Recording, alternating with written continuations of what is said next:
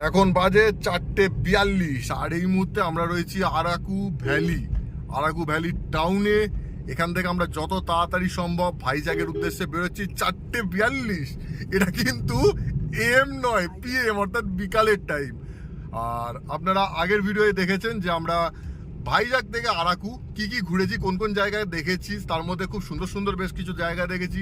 বোরা caves দেখেছি, তারপর বেশ কিছু, এখানে কি হলো, বন্দুক নিয়ে ফল বিক্রি করছে। এ কি রে ভাই, এ তো জীবনে প্রথম দেখলাম বন্দুক নিয়ে ফল। কি হলো, এত বড় বড় বন্দুক নিয়ে কেন? হায় ভগবান, কোথায় এসছি আমি? তো তাড়াতাড়ি যাওয়া যাক, দেখা যাক আর কিছু দেখা যায় নাকি। রাস্তা তো অসাধারণ। আই হোপ আপনারা আগের ভিডিও দেখেছেন, আর আগের ভিডিও যদি না দেখে থাকেন তো আগের ভিডিও অবশ্যই দেখে নিন, কারণ সেখানে দেখতে পাবেন কি কি হয়েছে। আর এখন দেখা যাক কি কি করা যায়। আহা, একটু সাবধানে চালাতে হবে, কারণ শহর এরিয়া তো। এটা থেকে লাগছে বটে। ও হো, পুরো চতুর্দিকে পাহাড়, আর এই মাঝখানে আরাকু ভ্যালি। আরাকু ভ্যালি সত্যিই সুন্দর লাগছে, এখান থেকে সত্যিই সুন্দর। সেই কাশ্মীরের ফিলিংস আসছে, যে আমরা কাশ্মীরে শুধু গাড়ি চালাচ্ছি আর সামনে শুধু পাহাড় দেখছি, পাহাড়ে আর উঠছি না। কিন্তু এখানে সেটা হবে না, পাহাড়ে আমরা উঠবো। ও সত্যি সুন্দর লাগছে, তার জায়গাটা দুর্দান্ত লাগছে। পুরো কাশ্মীরের সেই কথা মনে পড়ে গেল আমার। ওটাকে বাদ দিয়ে মোটামুটি রাস্তাটাই হচ্ছে সুন্দর, অপূর্ব সুন্দর। বোরা কেভ শুধু যদি বাদ দিয়ে, বোরা কেভ তো মানে অ্যানাদার লেভেল। বোরা কেভ আমার এতটা সুন্দর লেগেছে, অর্থাৎ ওই রকম ন্যাচারাল একটা গুহা, তার মধ্যে ওইরকম ভাবে চুনা পাথর গলে গলে পড়ছে, এত সুন্দর লেগেছে বলার কথা নয়। ওটা বাদ দিলে বাকি যে আরাকু গোটা ট্রিপটা, সেটা রোড ট্রিপটাই মেন। আর এমন একটা সিজনে এসেছি, এখন কফি গাছ দেখতে পেলাম কিন্তু কফির ফলগুলো দেখতে পেলাম না। কফির ফল দেখতে হলে আপনাদের আসতে হবে জানুয়ারির মধ্যে, নভেম্বর টু জানুয়ারি, আপনারা সব থেকে ভালো কফির ফল দেখতে পাবেন। এখানে আছে কফি গার্ডেন, এই যে উপরে সুন্দর গার্ডেনটা। 50 টাকা করে টিকিট কেটে ঢুকতে হয়, কিন্তু এখন কোনো কফি গাছে কফির ওই বীজ নেই। এই যে আসার সময় আমরা ঢুকেছিলাম, শো এখানে আর দাঁড়ানোর কোনো প্রয়োজন নেই। একটা ওয়াটারফলস আছে, গুগল ম্যাপে কি গুন্ডি উচ্চারণ করতে পারছি না, পরে বলছি। ওয়াটারফলসটা দেখার জন্য ছুটছি, কিন্তু মনে হয় না দেখতে পাবো, অন্ধকার হয়ে যাবে। এখনো আধ ঘন্টার উপর টাইম লাগবে আমাদের যেতে। আহা, ভেজা ভেজা সব জল, ওয়াটার ক্রসিং হচ্ছে এখান দিয়ে। এটাও একটা ভিউ পয়েন্ট, পিছনেই ছিল সুন্দর ভিউ পয়েন্ট। এখান থেকে পাহাড়ের ছবি আর নিচের ভ্যালিটা খুব সুন্দর দেখা যায়।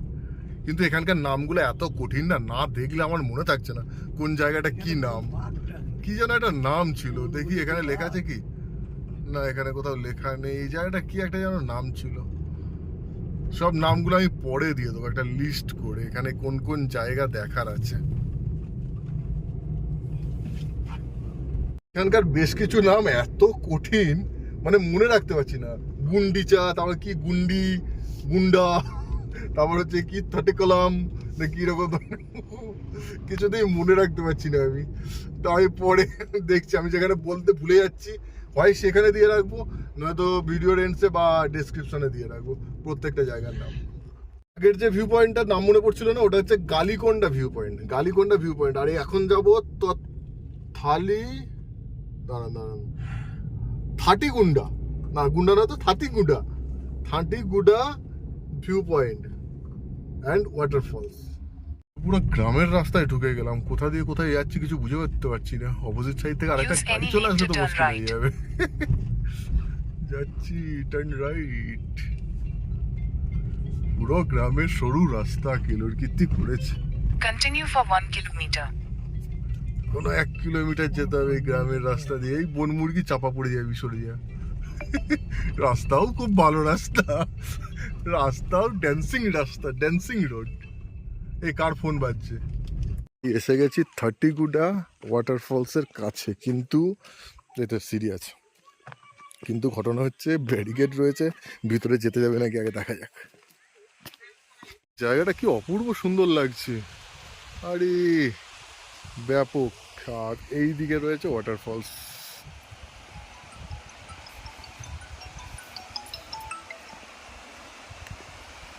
এই যে ওয়াটারফলস,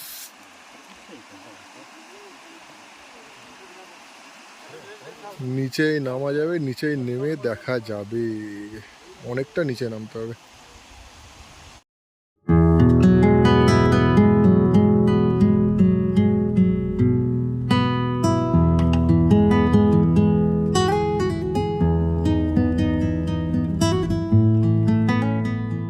ওয়েট করো, আমি নিচে থেকে ঘুরে আসি। অনেক সিঁড়ি নামতে হবে, যা হওয়ার হবে। এতটা এসেছি যতক্ষণ, নিচে থেকে তো দেখবোই। অনেক সিঁড়ি নিচে নামতে হবে।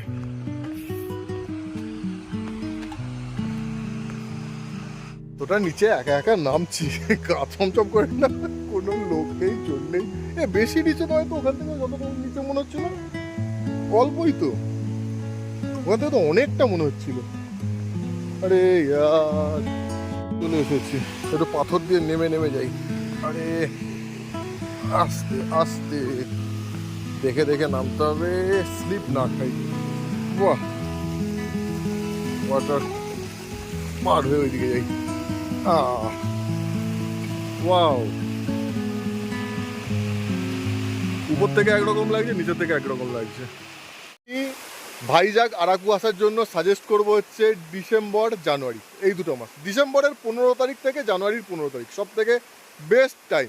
কিন্তু এই যে ওয়াটারফলসটা, এই ওয়াটারফলসটা যদি দেখতে হয় তাহলে বর্ষাকালে আসতে হবে।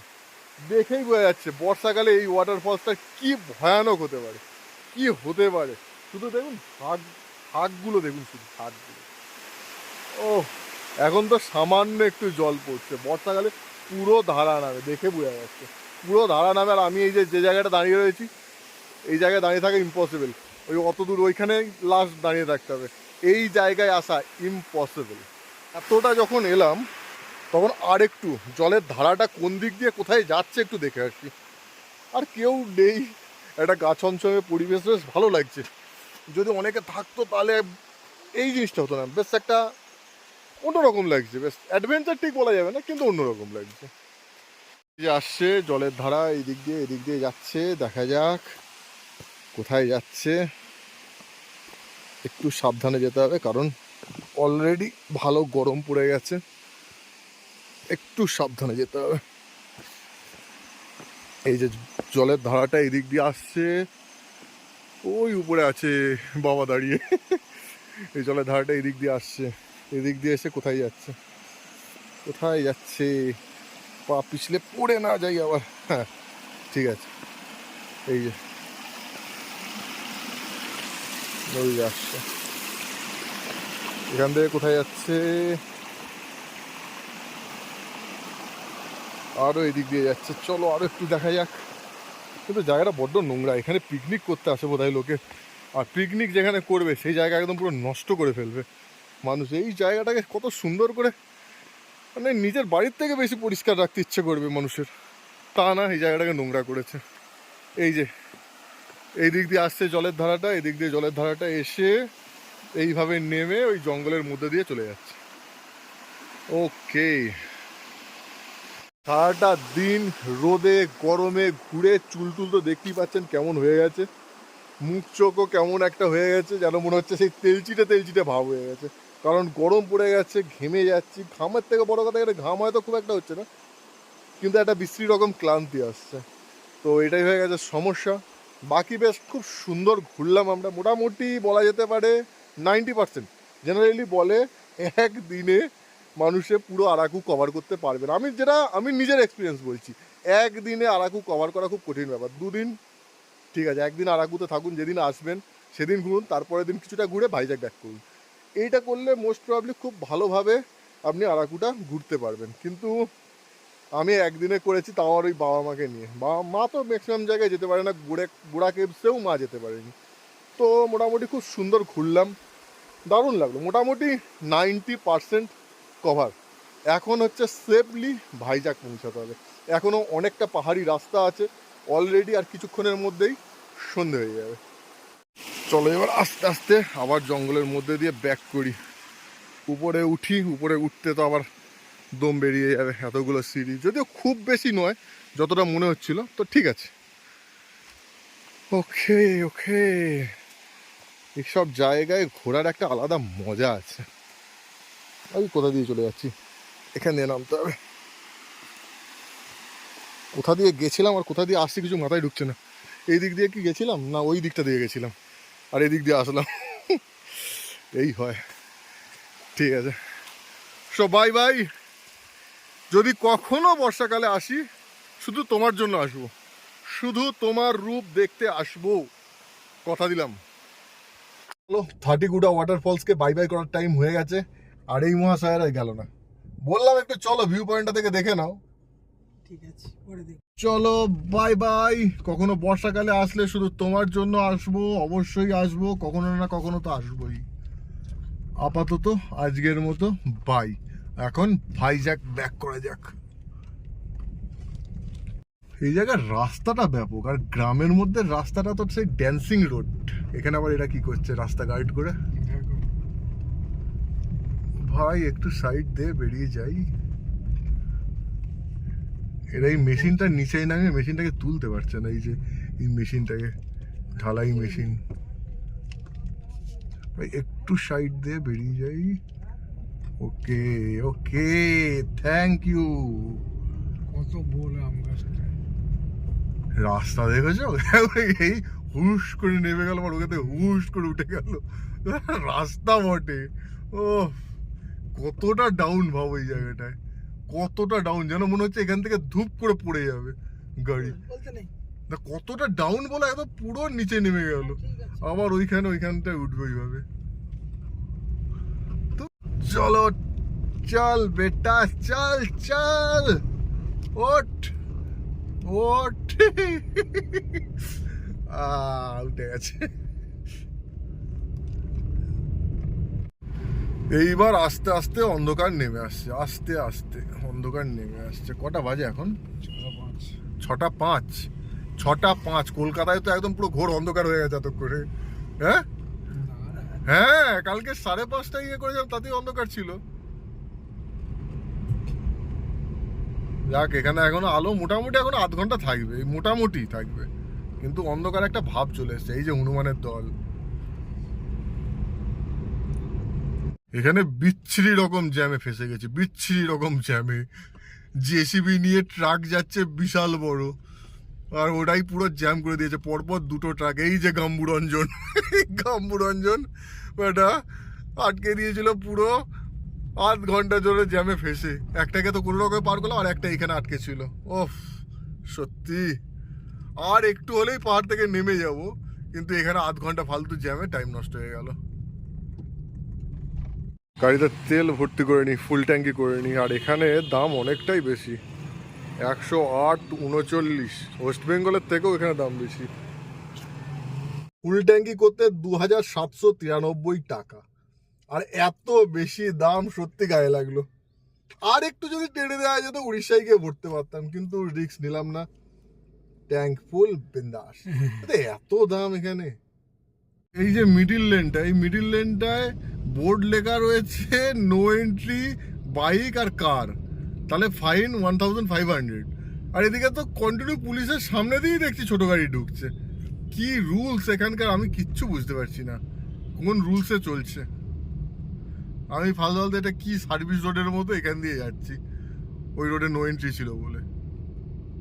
বিশাখাপত্তনম শহরটা ভালোই বড়, আর কিছুক্ষণ আগে যা হলো, এইরকম স্কুটি করে সামনে 2টো মেয়ে যাচ্ছিল, হঠাৎ করে এমন বিশ্রীভাবে গাড়ির সামনে পড়লো, মানে আমি জাস্ট ডান দিকে জায়গা পেয়েছিলাম, আর ডান দিকে কাটানোর জায়গা ছিল, জাস্ট কোনো রকমের ডান দিকে কাটিয়ে নিলাম। আর একটু যদি এদিক ওদিক হতো ব্যাস, তাহলেই রান ওভার হয়ে যেত। না নিজের কেমন লাগছে দেখে, সোজা যাচ্ছে, কোনো কিচ্ছু নেই, হঠাৎ করে পড়ে গেল। মানে সেখানে ভিড় নেই, ভাট্টা নেই, কিচ্ছু নেই, নর্মাল স্পিডে গাড়ি যাচ্ছে। রাইট সাইডে আমার দেওয়াল বা কিছু ছিল না, বা ডিভাইডার ছিল না, পুরো ফাঁকা জায়গা ছিল, আমি ডান দিকে কাটিয়ে নিতে পারলাম। মানে যা তা ঘটনা ঘটে যেত আজকে। ইউনিভার্সিটি রোড দিয়ে যেতে হবে, এটা তো অদ্ভুত। কোথা দিয়ে গুগল মাঝে মাঝে নিয়ে যায় না, তো ইউনিভার্সিটির ভিতর ঢুকে গেলাম মনে Continue on হচ্ছে। Andhra University Road for 1 kilometer. ইউনিভার্সিটির ভিতরে ঢুকে গেলাম নাকি? এটা কোথায় ঢুকলাম কিছু তো বুঝতে পারছি না আমি। রোড বলছে ইউনিভার্সিটি রোড, তাহলে ওরকম গেট করা কেন? যা বাবা, কোথা দিয়ে নিয়ে যাচ্ছিস বাবা গুগল, তাড়াতাড়ি পৌঁছে দে, আর ভালো লাগছে না। যাক, সমস্ত বিশাখাপত্তনম ঘুরিয়ে অবশেষে হোটেলে এসে পৌঁছেছি, গাড়ি পার্কিংয়ে রেখে দিয়েছি। এইবার একটু রুমে গিয়ে রেস্ট করা যাক। চল বেটা চল। ওকে, কি অন্ধকার কেন? অন্ধকার হোস না, ভয় লেগে যায়। শরীর প্রচন্ড টায়ার্ড হয়ে গেছে, আর ভালো লাগছে না। জাস্ট কোনো রকমের ডিনারটা করবো, করেই শুয়ে পড়বো, আর কিচ্ছু ভালো লাগছে না।